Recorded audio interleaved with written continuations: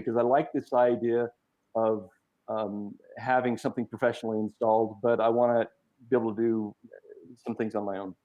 And so this idea of WinVin has really started taking hold with a certain class of our customers as well, where they get the real benefit of having a professional installation, but they don't have to rely on their dealer to do everything for them. If they want to change a lighting scene in their house, or when they would get a notification on their phone, or any of a number of types of things, they can do that on their own.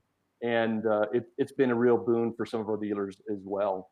Frankly, there are some customers that aren't going to do it, won't use WinVin for any type of personalization, but they still love the idea that they could, if they wanted to, do that. And I think there's this realization that many people are having about the importance of professional installation.